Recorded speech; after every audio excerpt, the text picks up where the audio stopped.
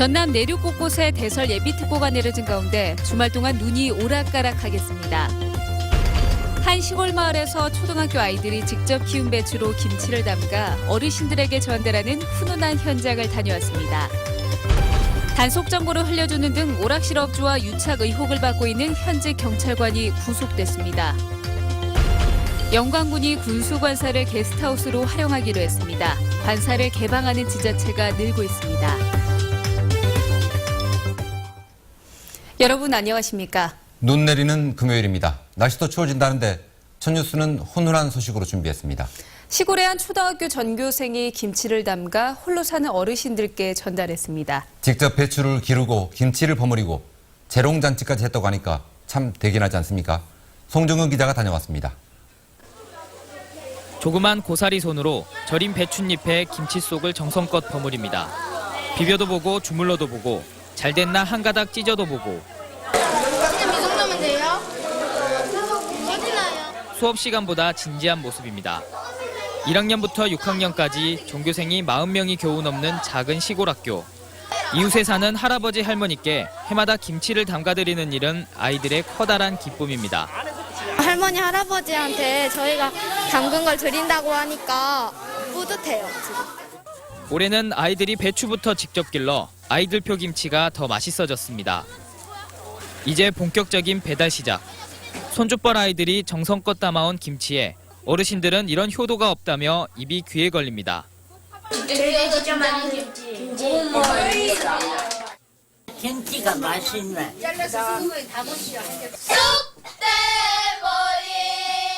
김치를 맛보는 할머니, 할아버지 앞에서 아이들은 갈고 닦은 판소리 한 가락을 뽑고 음악에 맞춰 손주처럼 재롱을 부립니다.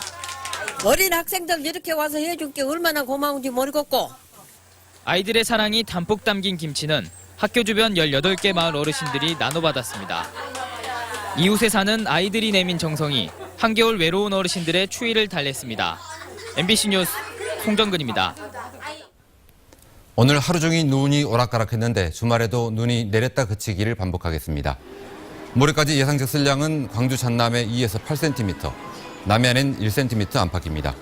현재 장성과 한평, 영광군에는 대설 예비특보가 내려져 있습니다. 광주지방기상청은 주말에도 찬바람과 함께 매서운 추위가 이어지겠고 일요일 새벽까지 눈이 내리겠다고 예보했습니다. 보성에 이어 화순에서 이른바 100원 택시가 운행을 시작했습니다.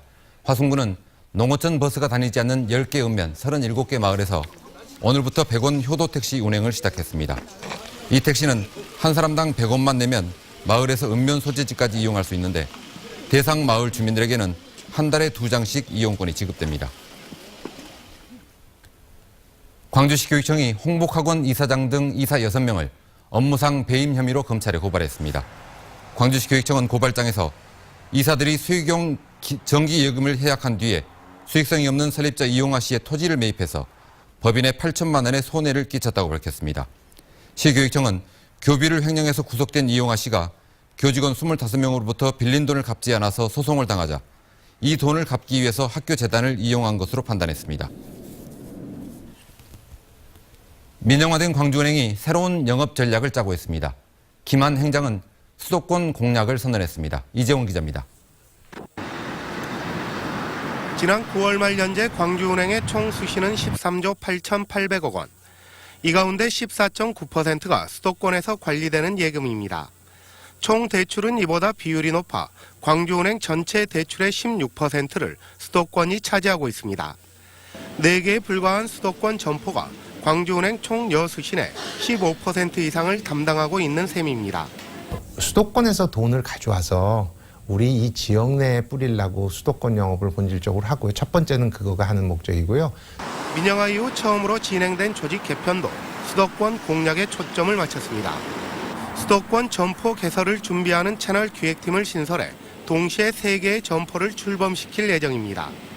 수도권 영업 전략도 대기업 위주에서 탈피해 소매 금융 중심으로 짜나갈 계획입니다.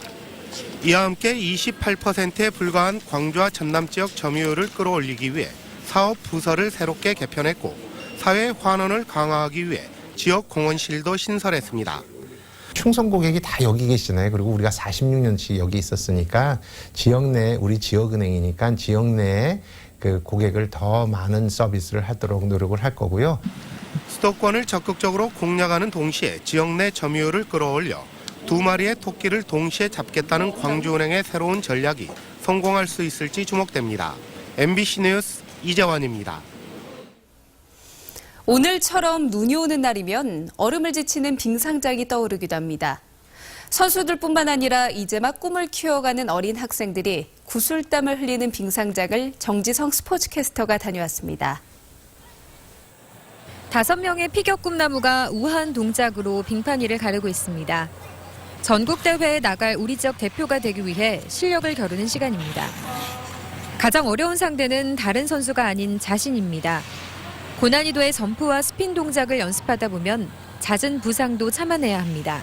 부상도 많고 그리고 안 되면 정말 마음도 속상하고 열악한 운동 환경도 어려움 중 하나입니다.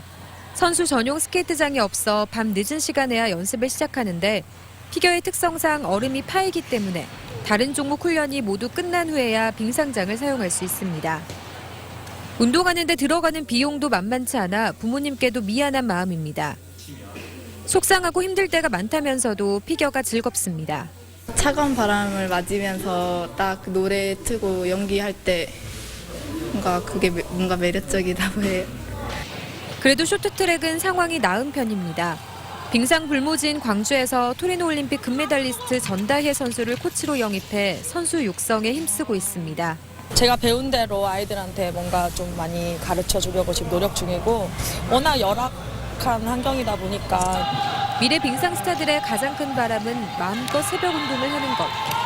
올림픽에서 금메달을 목에 걸겠다는 목표를 향해 밤 늦은 시간까지 빙판 위에서 땀 흘리고 있습니다. MBC 뉴스 정지성입니다.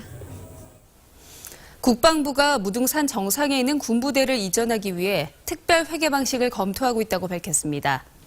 국방부 시설기획과 구본헌 중령은 오늘 열린 정책 토론회에서 무등산 정상 생태계를 살리기 위해 단계적으로 공군부대 점유지를 줄여나가겠다고 말했습니다.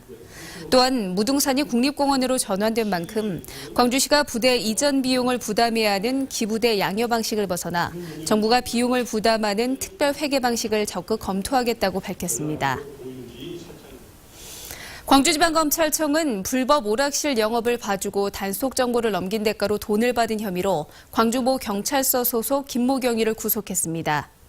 김경희는 불법 오락실 단속 업무를 담당하던 지난해부터 단속 정보를 주는 대가로 업주들에게 4차례에 걸쳐 2,200여만 원을 받은 혐의입니다. 경찰은 김경희가 브로커를 통해 성매매업소 업주들에게도 돈을 건네 받았는지 수사하는 한편 윗선이나 다른 경찰관이 연루됐는지도 조사하고 있습니다.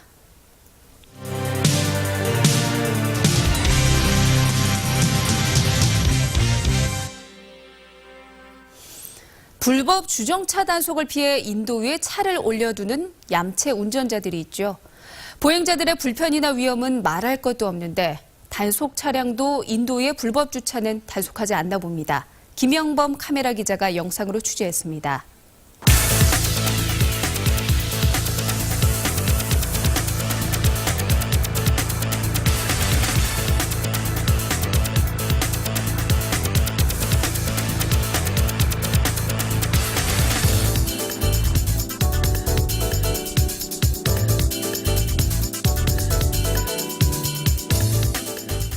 한 대만 대놓으면 또 괜찮은데 이거 대놓으면 빙빙 돌아서 가려면 진짜 속된 말로 표현하면 긁어보고 싶은 생각이네. 좀 막고 있으면 비껴나가야 돼서 많이 불편하긴 해요. 넘어질 뻔한 적도 있고.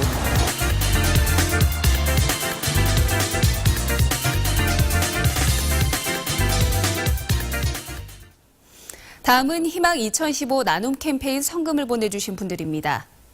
남구 송원초등학교 학생과 직원 200만 원, 동구 학동 그리스도의 교회 300만 원을 기탁해 주셨습니다. 성금을 보내주신 분들께 감사드립니다. 영광군이 군수관사를 게스트하우스로 활용한다고 밝혀 눈길을 끌고 있습니다. 영광군은 군민 의견을 수렴해 다음 달부터 군수관사를 축제 관광객과 자매결연 관계자 등이 방문할 때 게스트하우스로 무료 제공하기로 했습니다. 한편 전남도 내에는 도청과 도교육청, 기초자치단체 등 12곳에서 관사를 운영하고 있는데 민선 시대의 관사가 여전히 유지하는 데 대한 반발 여론이 커지고 있습니다. 호남대 문화콘텐츠 창의 인재 양성사업단이 문화창의 포럼을 열고 문화콘텐츠 산업의 발전 방안을 논의했습니다. 이 자리에는 광주시와 아시아문화개발원, 한국콘텐츠진흥원 등 문화 관련 기업들이 참여했습니다.